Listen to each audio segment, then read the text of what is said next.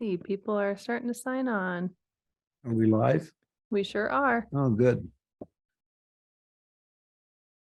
Jamie and Keith and Vicky, glad to have you on. We're about 5 minutes before 7. So anybody else who wants to check in, let me know who you are.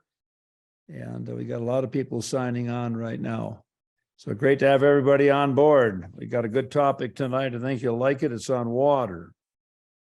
These people all on? These are all on? Yeah. They're all, hey, Bill, we see you just signed on. Yeah, Richard and Phyllis, regulars, good to have you guys sign on, two of the great ranchers.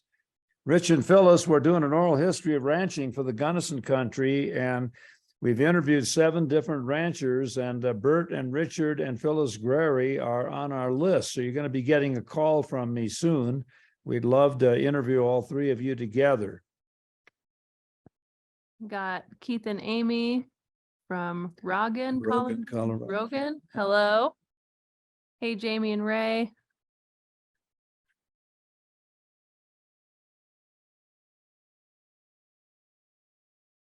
Robbie, good to have you on. As usual, say hi to Venata. Sarah Coleman. Sarah, thank you very much for helping me out on Tracy Hildreth. Glad to have you on. Say hello to Donnie for me.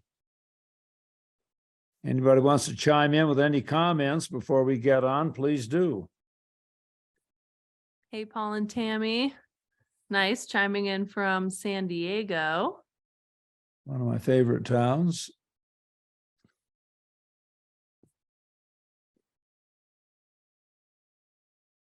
Yeah, we appreciate everybody being on. We got I'm in with Anne Marie tonight, and she's going to be handling the heavy work.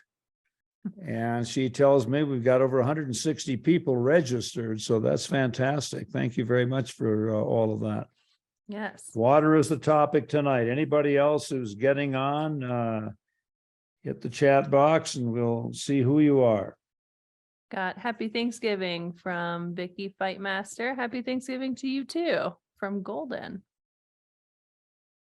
See Melinda. Hello, Melinda. I hope Melinda's feeling better. Got Mike from Granby, Colorado. She says, I am, thanks.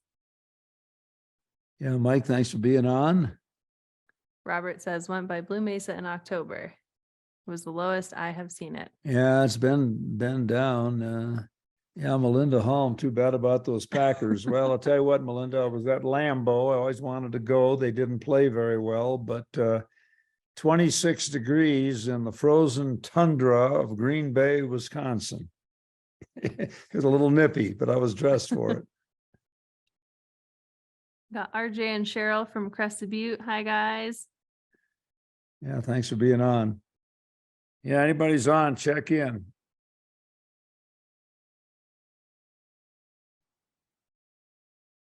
See, my buddy Jim Balfans checked in from Stockbridge, Massachusetts, an old skier and a great one for Western in the early 60s.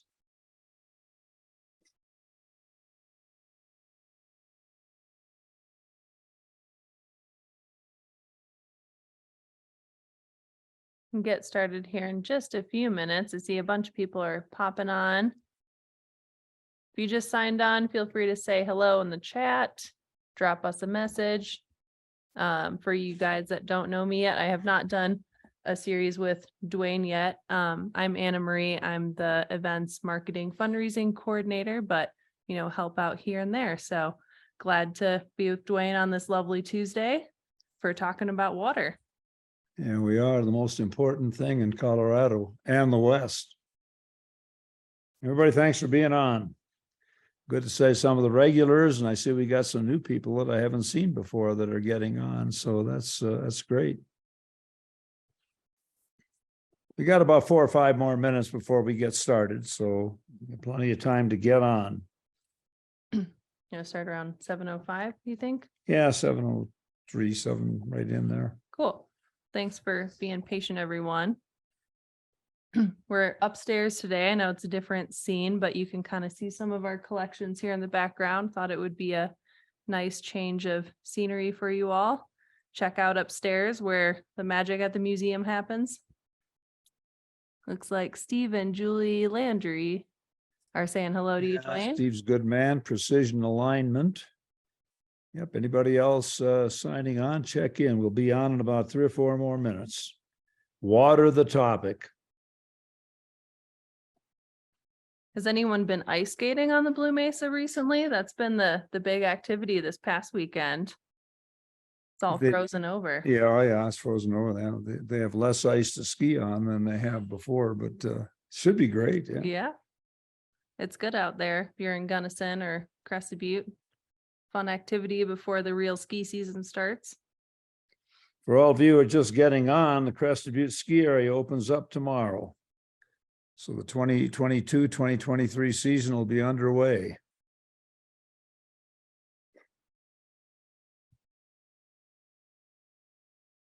What time do you have right now? 7:01. Yeah, we'll give them about 2 more minutes. We got about 2 more minutes and we'll be on, everybody. Give everybody a chance to get on. And thanks for being on.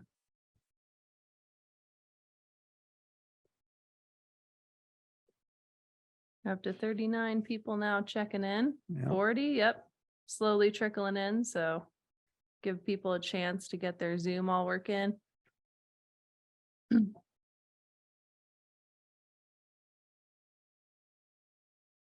Yeah, for all of you getting on, I remember this day very well. November the 22nd, 1963 was the day that President John F. Kennedy was assassinated.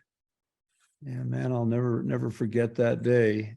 And my second year teaching at Western, coming up from the lower floor, they said shots had been fired. That was one thing. And then second thing was Kennedy was hit. And the third thing was he was dead. Hard to believe.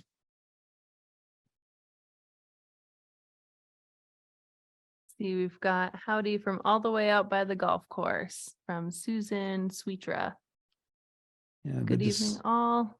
Looking forward to the presentation from Nancy Rowe. Thanks, guys. Yeah, you bet. Thanks for being on, folks.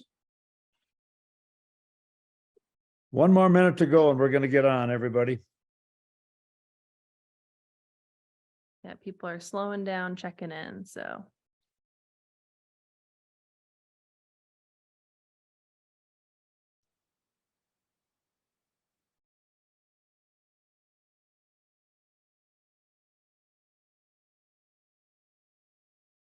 What do you think? Should we give it a go? Yeah, let's go.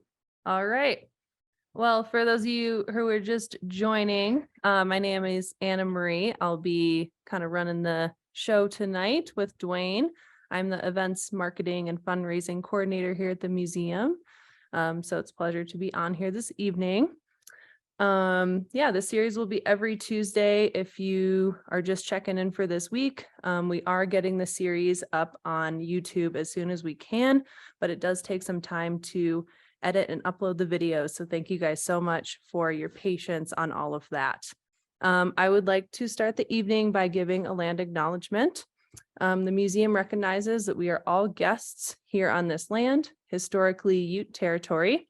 Crested Butte has no known place names under the Ute language, but we do acknowledge that the Uncompahgre and Tabawash Ute were forcibly removed from this area due to the Bruno Treaty. The locations within which we explore in the series are areas which the Ute have historically used as hunting, gathering, and traveling grounds before their land was stolen by the U.S. government.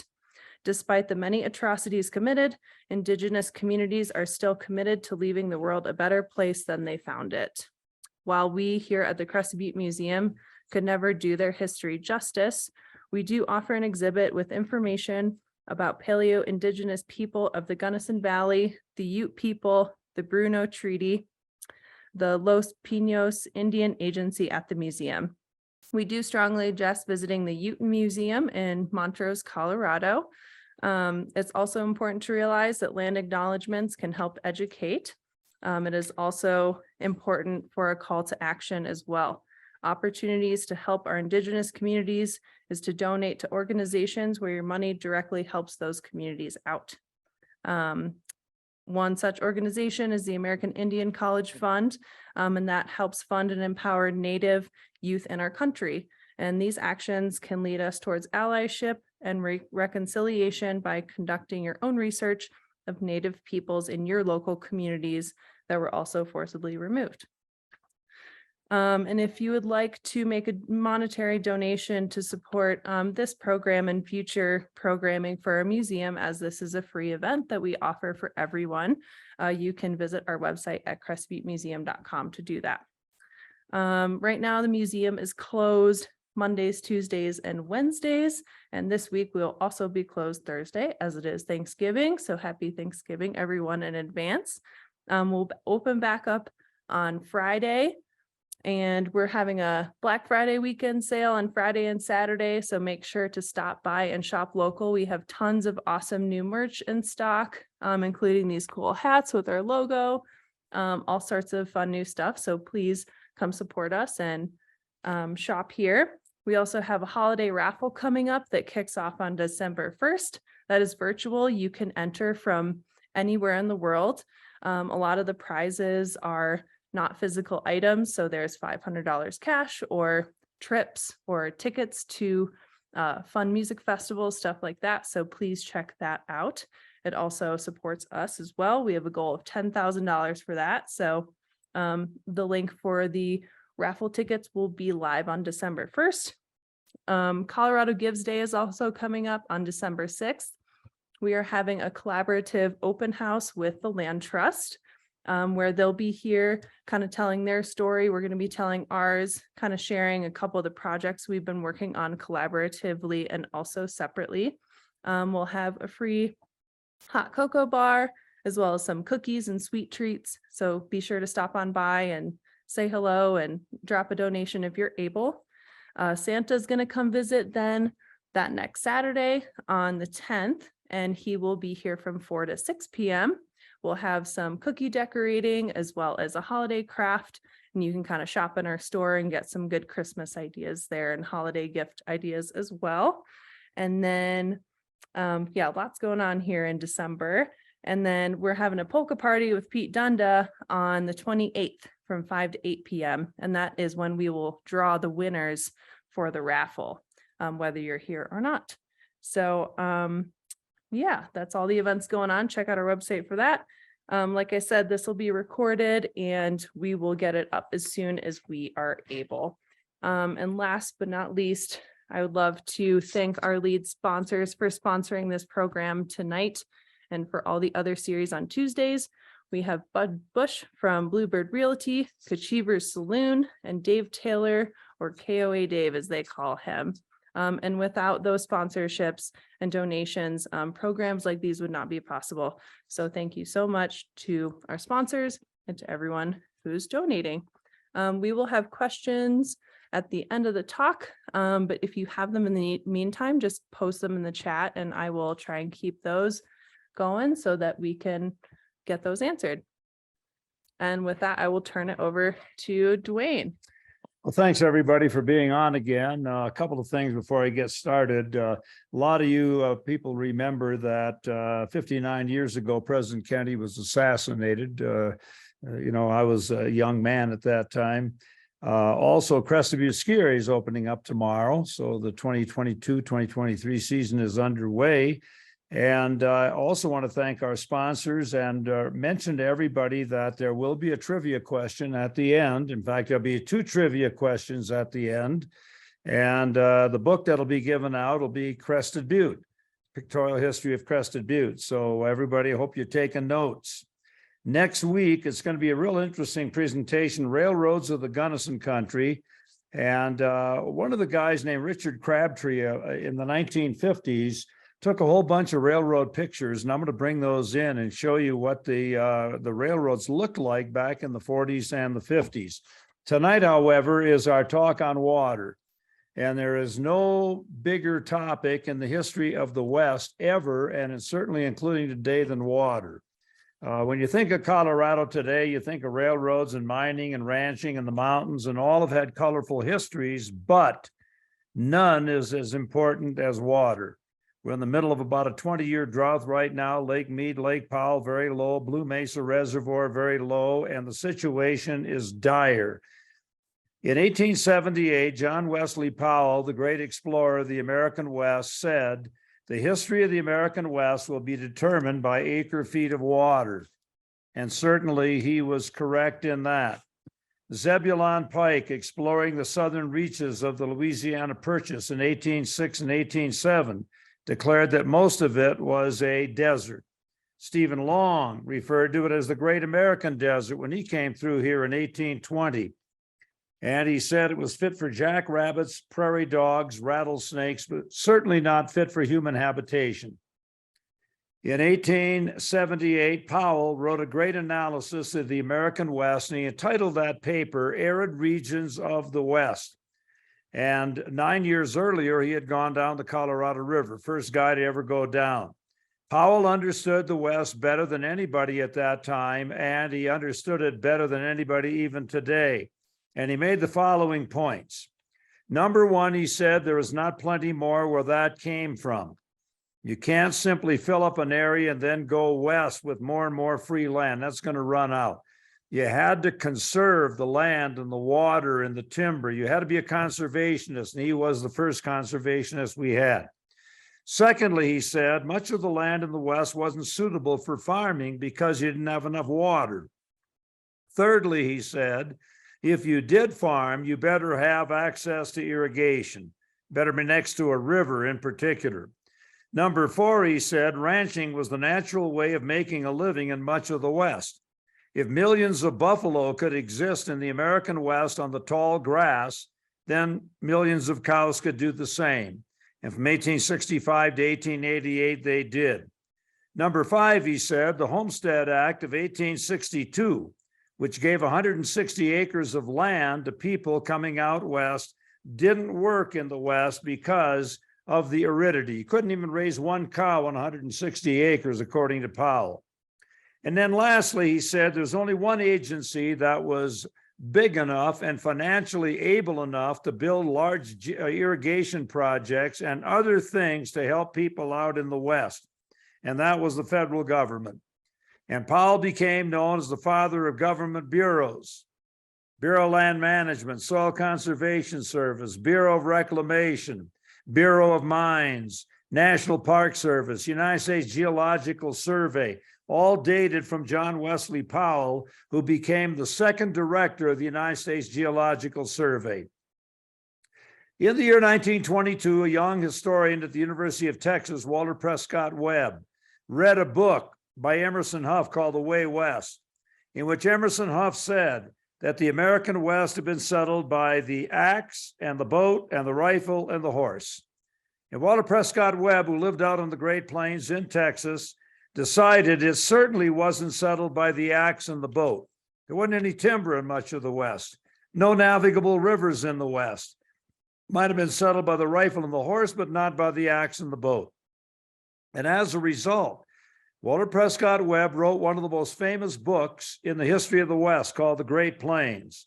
And he declared that anybody using the same farming techniques that they had used east of the Mississippi River, tried to use them west of the Mississippi River, was doomed to failure, because the Great Plains had no trees, little water, hard ground, high wind, and a unique form of animal and human life.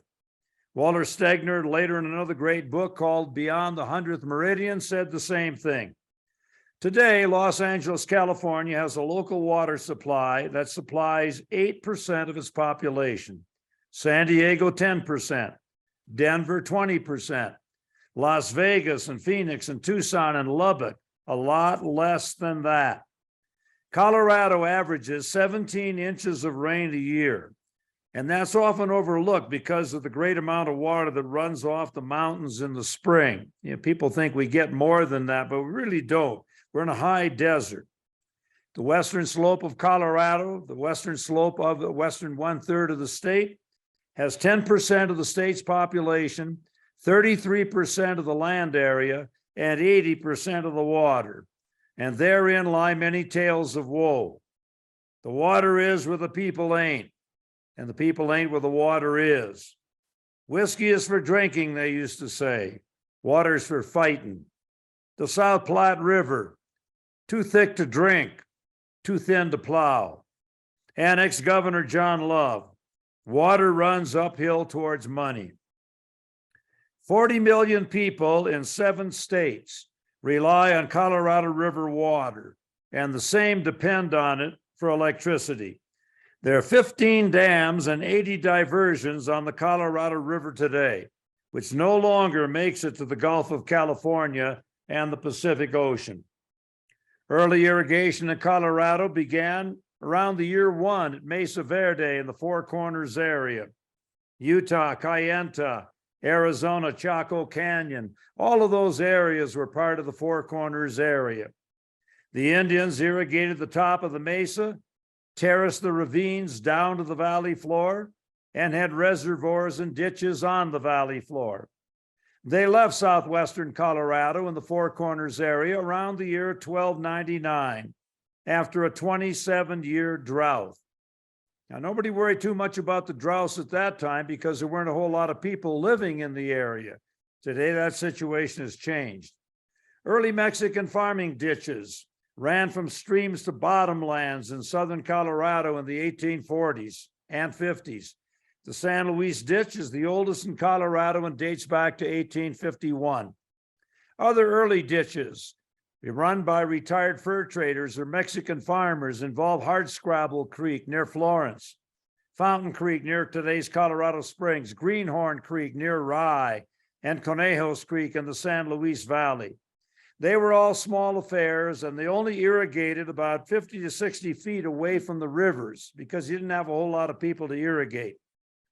In 1861, following the Colorado Gold Rush, a miner by the name of David Wall irrigated 2 acres of land near Golden and found that the crops he raised were tremendous.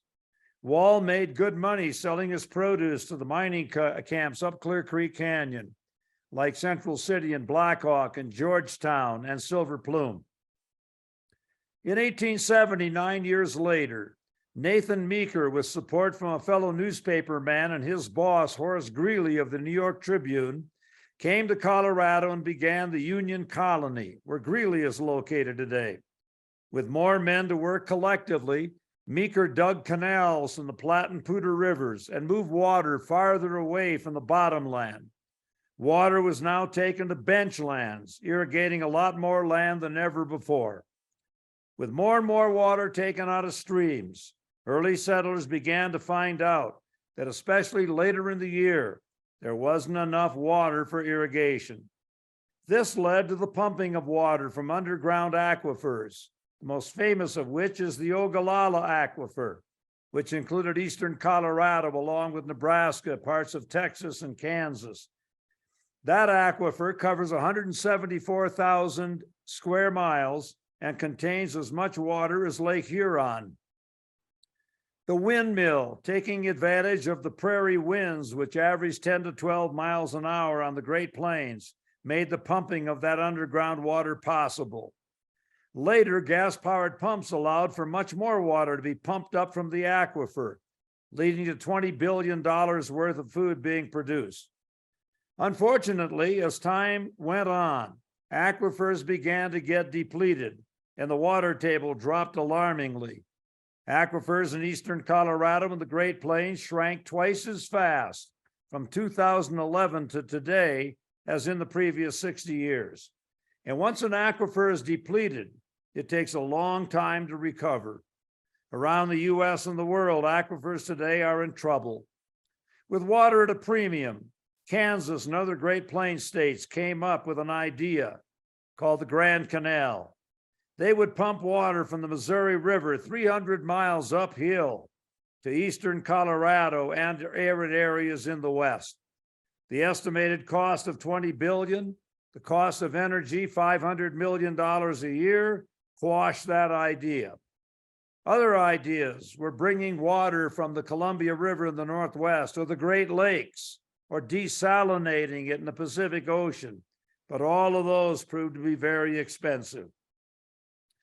Many people today have bought into the idea of Thomas Malthus, who wrote a book in 1799 called An Essay on the Principles of Population.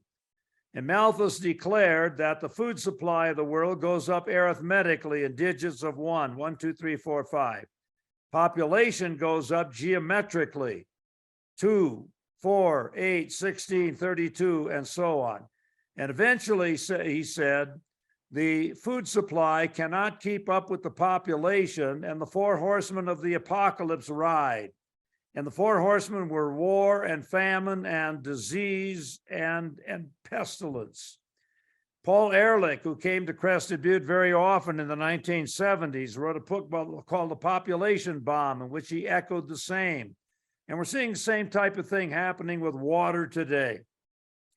In the year 1900, the Uncompahgre Valley on Colorado's western slope, including the towns of Montrose and Olathe and Kelowna and Delta, were going dry, and ranchers and farmers were forced to leave.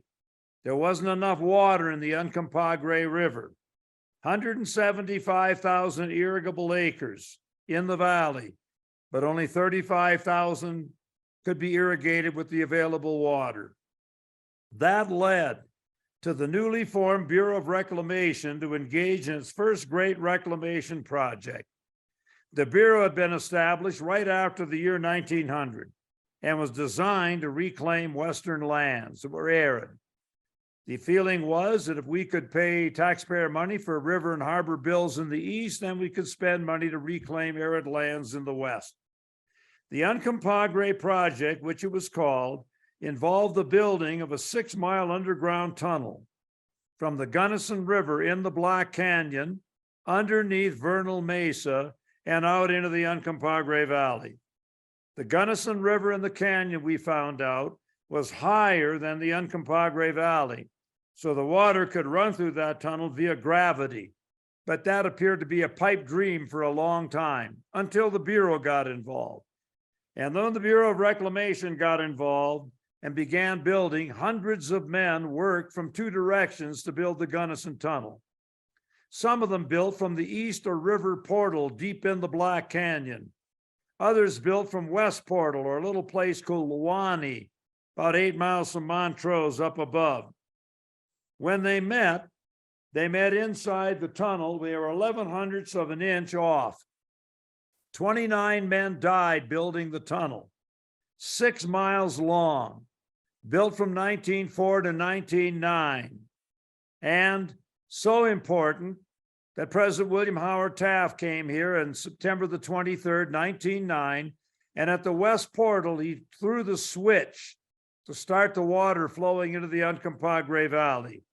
And that saved the ranchers and the farmers in the towns of the valley and marked a new era in land reclamation in Colorado and the West. The first great Bureau of Reclamation project in history. 250 miles of laterals and ditches and canals now water that valley all the way from Delta to Ridgeway. Water was now proven to be the lifeblood of Colorado and the West. As it increased and water became limited, Western states began to fight each other for it in the courts. Now, along with that, and a little side issue is this: the eastern slope, or the Front Range, where the people were, now began to divert water from the western slope.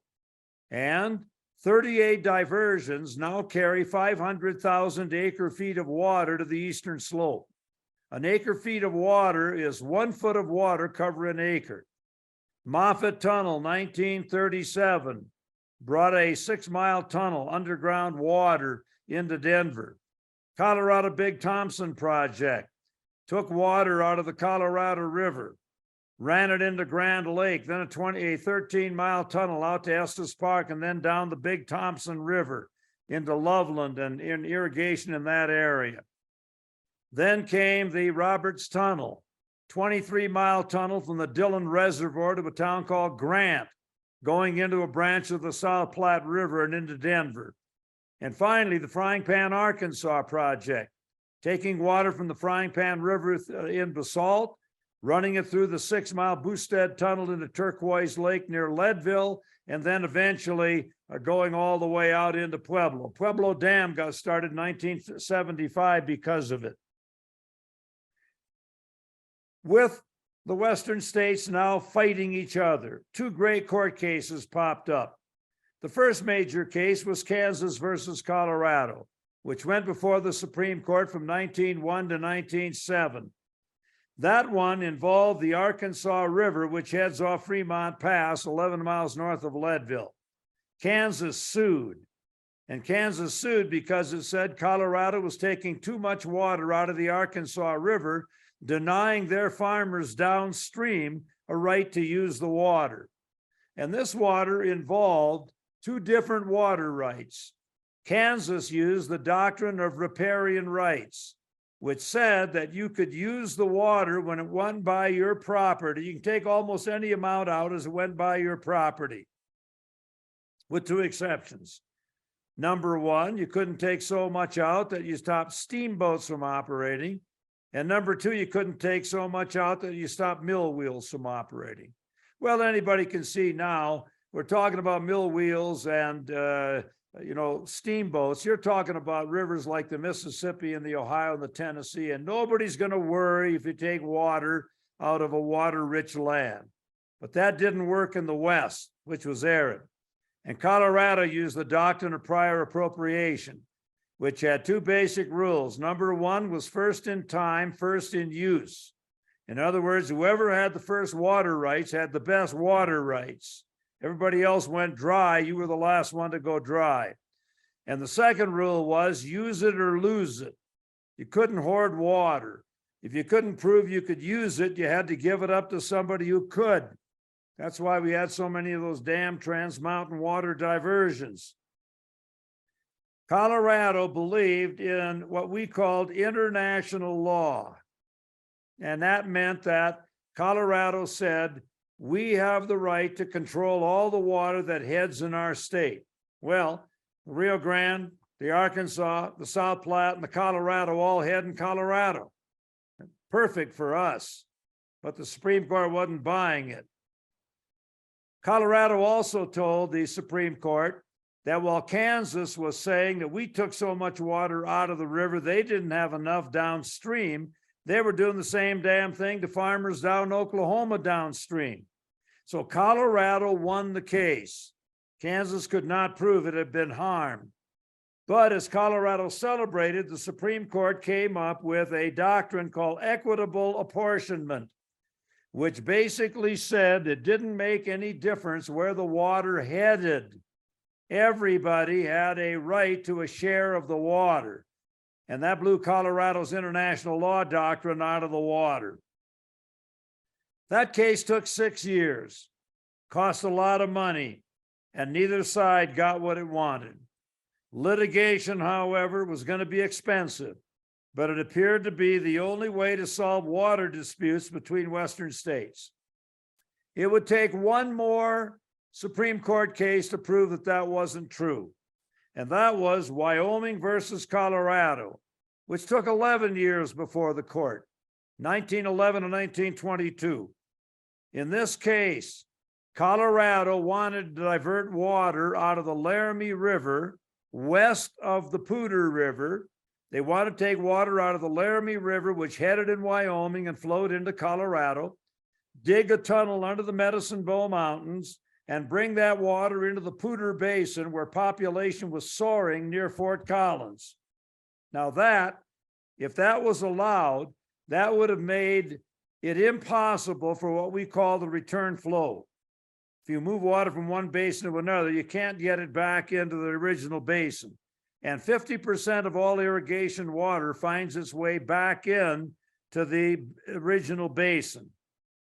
Supreme Court ruled that it is legal to move water from one basin to another.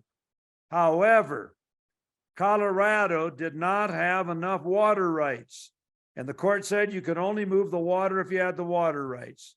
And Colorado had water rights amounting to 15,500 acre feet, not nearly enough to finance a tunnel to bring water into the Butte Basin. This case took 11 years, cost more money, and decided nothing. And it was now obvious to Colorado and Western states on the Colorado River that litigation was not the solution to their water problems. The states now involved with the Colorado River Basin were also very worried because the federal government was attempting to claim all unappropriated water in the West's unnavigable streams. The only answer to the problem was an interstate treaty. The 7 states involved with the Colorado River and its tributaries would have to agree amongst themselves who got what amount of water. During the hot summer of 1922 in Santa Fe, New Mexico, representatives of the 7 states in the Southwest on the Colorado River and its tributaries gathered with Secretary of Commerce Herbert Hoover, soon to be president. He was in charge to work out a compact which would divide up the waters of the Colorado River. Colorado was very lucky to have as its representative Delph Carpenter of Greeley, one of the top water lawyers in the nation, and the man who came up with the idea of a compact. Carpenter believed there were 2 major threats to Western water rights. Number 1, the federal government saying it had the rights to surplus water in Colorado and Western state interstate streams. And number 2, the fear of the Supreme Court ruling stating how much water each state would get. Carpenter believed in state control over water. And he also believed, and I'm quoting, and this is in the Colorado Constitution, every drop of water that runs into the sea without yielding a full commercial return is an economic loss. Carpenter, in particular, was alarmed at the growth of Los Angeles in 1922. 500,000 people there, with the Imperial Valley nearby having a great need for water irrigation. Under the doctrine of prior appropriation, California would be in line for much of the Colorado River water. Carpenter was also alarmed over the federal government talking about building a dam on the Colorado River near Henderson, Nevada, for flood control, power generation, and irrigation. And as all of you know, that dam was built in the 1930s. Today we call it the Hoover Dam. Carpenter demanded that a compact be signed, which would give the upper basin states on the river, Colorado's one of them, a share of the flow of the Colorado River, regardless of whether the states had yet put it to beneficial use. A compact could do just that. It could set up the law of the river, which was a big end around the doctrine of prior appropriation. The Colorado River Compact of 1922 was agreed by 6 of the 7 states. Arizona didn't agree until much later. That the compact would be signed, and today it is studied by nations around the world. And here are the provisions of the Colorado River Compact, which this year is 100 years old, and who knows what's going to happen now because of the tremendous drought that we have.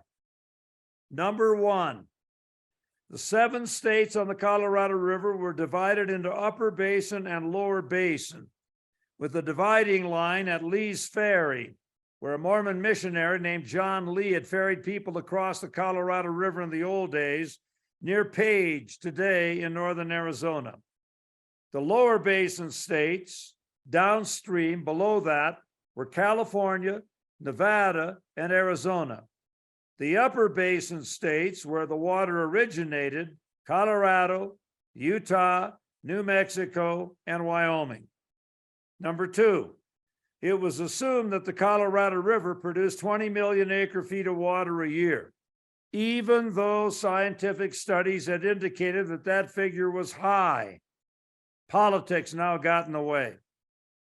Number 3, the length of the compact would be in perpetuity, forever. Carpenter did not want the federal government or Supreme Court ever to be able to change it. And it's going to be a big controversy today. Number 4, the upper basin states agreed to allow an average of 7.5 million acre-feet of water to go by Lee's Ferry every year. They would get 7.5 million also. So upper basin gets 7.5 million, lower basin gets 7.5 million, and with 20 million, it was thought in the Colorado River, we'd have 5 million acre-feet in surplus. Number 5, Any excess water would go to the area of greatest need. No one could then foresee the growth of lower basin states. And without air conditioning, very few people would ever have lived in Phoenix or Las Vegas. Number 6 in the compact, navigation and power are secondary to domestic and agricultural use. And number 7, Mexico would get 1 million acre feet of water a year, taken equally from the upper and lower basin allotments. So the upper basin and lower basin each had to give 750,000 acre feet. The upper basin gained a lot by getting around the doctrine of prior appropriation, but it also was hurt in 2 ways. Since 1922, the Colorado River has only produced 14 million acre feet of water. So the upper basin is only getting 6.5 million acre feet of water a year, because we promised 7.5 million to go down to the lower basin. And secondly, the area of greatest need since 1922 has all been in the lower basin states, with their great population increases in Las Vegas and Tucson and Phoenix and Southern California. Delph Carpenter, following the Colorado River Compact being signed, declared this: in the Colorado River Compact, 7 states had taken advantage of a moment in history that never again would reappear. It should never be reopened, amended, or revised. The Colorado River today is the most important river in the United States, even though it's only 6th in acre feet of water. It is the most important because it's the only real source of water in the Southwest. In 1948, the 4 upper basin states got together and passed the Upper Basin Law, Upper Colorado River Basin Act, deciding who would get how much water from the Colorado River. And in the Upper Basin, Colorado got 51.75%, Utah 23%, Wyoming 14%, and New Mexico 11%. One more thing about the Colorado River Compact. In a great court case of 1908, Supreme Court case, the court ruled that Native Americans had water rights on their reservations. And just because the Colorado River Compact ignored that, years later, it didn't eliminate them. They still have them. By the 1950s, it was obvious that there was a great need for storage of water in the lower basin, so it could in the upper basin, so it could deliver water to the lower basin when needed later in the year after spring runoff. The upper basin also wanted storage of water for itself. This led to the famous Upper Colorado River Storage Act of 1956, led through Congress by our 4th District Western Slope representative and head of the House Interior and Insular Affairs Committee, Wayne Aspinall. His committee was responsible for all land and water legislation in the nation. Wayne Aspinall always knew more than the experts who testified before his committee. One famous story concerned a Democratic representative named Philip Burton, and Wayne was a Democrat also. And Phil Burton said in the newspaper one day that Aspinall ran such a tight committee that you had to raise your hand to go to the bathroom, which was true. The next morning at 8 o'clock, Burton got a phone call from Aspinall, said, "I want you in my office at 8 o'clock, sharp." Burton came in, Aspinall said, "Phil, is this true, the stuff I read in the paper?" Burton said, "Yes, Mr. Chairman, but I was just kidding." And Wayne Aspinall said, "Phil, you got a river and harbor bill you want out in San Diego, don't you?" And Phil Burton said, "Yes, sir, I do, Mr. Chairman." And Wayne Aspinall said, "Do I make myself clear? There'll be no more smart-ass comments in the newspaper." The other interesting story is I got a chance to know Aspinall very well. Had a lot of correspondence with him. I could call him up on his cell phone because he came to our water congress every year. And I never met a brighter guy. This Upper Colorado River Storage Act called for the building of 6 dams in the upper basin states. 3 of them are on the Gunnison River. Blue Mesa Dam, you're looking at them, Morrow Point, and Crystal. One dam was located on the San Juan River out of Farmington, New Mexico, and that is called the Navajo Dam. One is in southern Wyoming on the Green River, that's called Flaming Gorge. And one is at Page, Arizona, where the San Juan and Colorado River come together, and that's the Glen Canyon Dam. The act also called for the building of projects in the upper basin, such as the Paonia Reservoir and the Crawford Reservoir and the Ridgeway Reservoir in Colorado. Today, in 2022, the water situation in Colorado and the West is dire.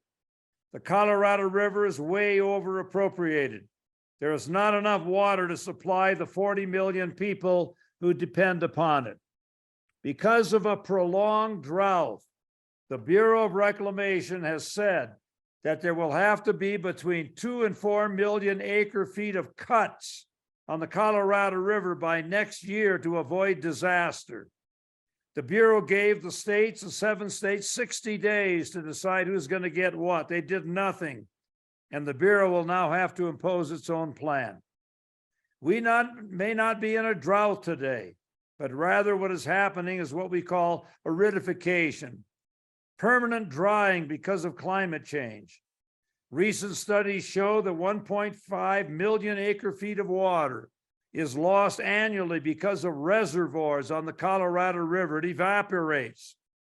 No longer can the upper basin send 7.5 million acre feet of water to the lower basin. There are really 2 rivers today. The natural Colorado River above the reservoirs in the upper basin, and the lower river, which is nothing more than a bunch of waterworks or reservoirs below Lee's Ferry. Mountain snowpack in the West has declined 15% in the last 20 years. Colorado River flows are down 20%. Colorado in 2022 is in what experts call extreme drought. Colorado's water supply depends on 3 interconnected sources: snow, rivers, and groundwater. And as I said, underground aquifers in Colorado have been severely depleted, causing a great problem for the future. Fights over water in Colorado and the West today involve industry, environmentalists, cities, environmentalists, power companies, federal governments, land developers, and agriculture. We have to accept the fact today that we live in an arid area and act accordingly.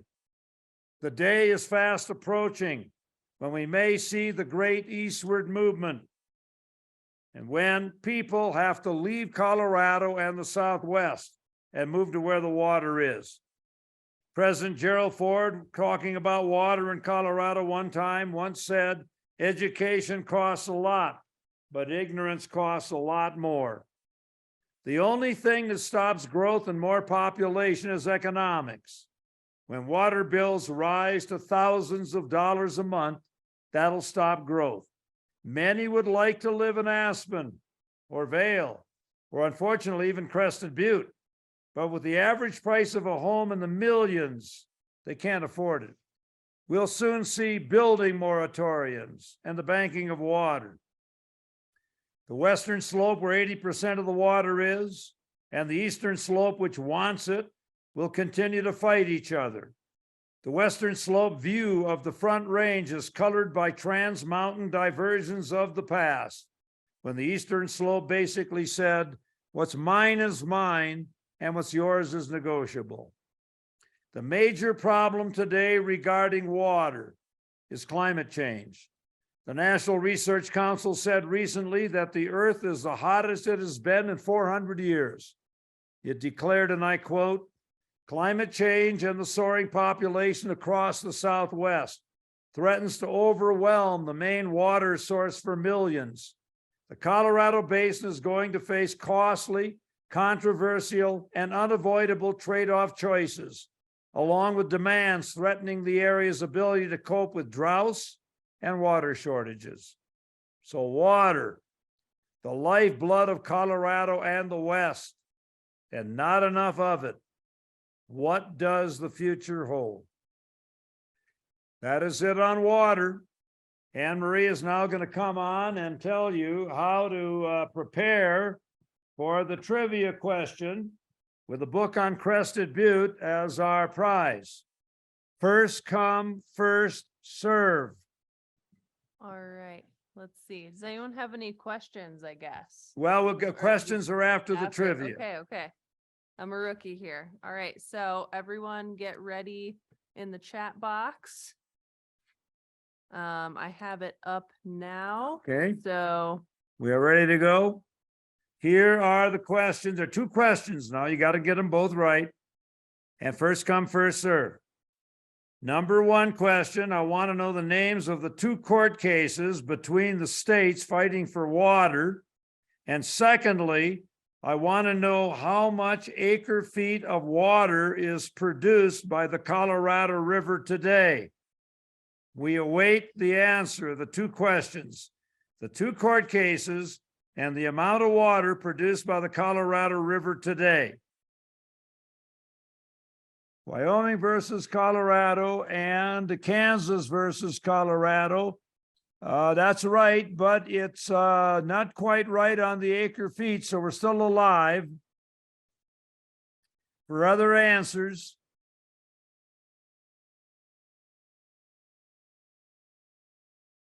$15.6 million acre feet, no. We're still waiting for the answer. Everybody got a shot at the book. Wyoming versus Colorado and Kansas versus Colorado is correct. Anybody else know the acre feet of water? 14.5 million, very close. We're still waiting. 14.5 million acre feet is very close. Still waiting for another answer. 15.5, no. 15.7, no. Still waiting for the answer. 14.6, no. That's close. 14.7, no. 14 million. Charles Bailey. Charles Bailey, I want you to give Anne Marie your address so we can send you the book. And now we are ready. If you have any questions on water, hit the chat box, ask the question, and I will try very hard to answer. So any questions or comments on the chat box? You go right ahead and hit it. okay, so we have a question from Keith Fulmer. Do we know when the last water from the Colorado River made it to the Pacific Ocean? About 25 years ago, Keith. It just winds up by evaporating. And there's a great book by Norris Huntley called Water in the West. Robbie Conrad, who will be shorted on water? Well, Robbie, that is the $1 million question. The Bureau of Reclamation is going to have to make that decision because the 7 states couldn't agree. So that's got to be made. It probably made in the next couple of months. But between 2 and 4 million acre feet is going to have to be cut. So I think a lot of that's going to come from agricultural use. Any other questions on water? Read the ski areas. Where did they get their water? Where do they get their water? Well, the one in Crested Butte gets theirs from the East River. They got water rights. They pump it. How many towns around the country still have ditches? In the West, I mean, it's all ditches. A lot of ditches. Does more water evaporate as a result of reservoirs? Oh, absolutely. A tremendous amount evaporates from the reservoirs, not that much from the river running. Have the tribes received any allotment of water recently? And the answer to that is yes, some, under the Winters Doctrine. But they're entitled to more. And a lot of time, what's going to happen is they are probably going to make a lot of money by not selling their water rights, but by leasing their water rights. Any other questions you have on water? Feel free. Any other comments? Someone was trying to get a multi-billion-dollar project, a pipeline from Green River on the Front Range. Yeah, that is still something to be considered, but here's the problem. With the drought we have in the West, you don't have enough water in Flaming Gorge to run water downstream. Flaming Gorge is just like Glen Canyon and Lake Powell and Lake Mead. Doesn't have enough water. So the only way you're going to get water is from Alaska or the Colorado River in the Northwest or Lake Superior or maybe even the Missouri River. But as you know right now, the Mississippi's running very low. How will they legally regulate the water going to cities like Las Vegas and Denver? Well, again, $64 million question. Nobody knows. The Bureau of Reclamation is going to make that decision. With regard to Las Vegas, you know, there never should be 1 million people living there, but they do a better job of conservation of water than any city in the United States and any city in the world outside of those in Israel. So they do a great job, and other cities ought to do the same thing. Any other questions on the chat box? Any other comments on the chat box? 160 people registered, a lot of people online tonight. That's great. We appreciate it. Any other questions by anybody? Now, next week, I want you to, we're going to have some tremendous photos, railroad photos you're really going to love. And I'm going to talk about the Denver and Rio Grande and the Denver, South Park and Pacific coming in. Jim Belfast, thanks for the kind comments. Yeah, Robbie, aquifers are in trouble also. You can't even get a permit on your land to dig a well because the reservoir's got to be reinforced. Yeah, thank you very much, Cheryl. Any other questions or comments, folks? Remember, next week is railroads. Thank you, Buzz and Kathy. Yeah, it is kind of terrifying. Any other questions or comments on the chat box?